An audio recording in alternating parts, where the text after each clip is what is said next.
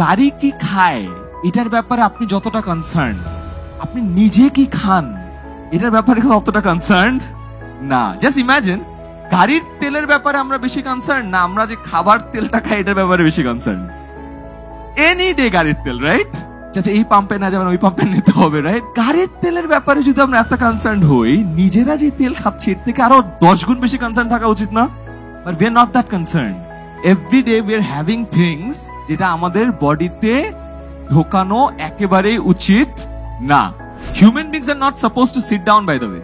আমাদের বহু বছর আগের থেকে আমাদেরকে মনে হয় যে আমাদের পূর্বপুরুষরা বসে বসে কাজ করতো। হিউম্যান বিংস কি বসে বসে কাজ করার জন্য জন্মাইছে না, কিন্তু বাট আমাদের এখন ডেইলি 8 থেকে 10 ঘন্টা কি করতে হয়? বসে থাকতে হয়। It's very fatal for our body. And as I got to know more about running, I got to know more about diet. I figured out তেল খাওয়া কত প্রবলেম, I figured ভাত খাওয়া কত বড় প্রবলেম।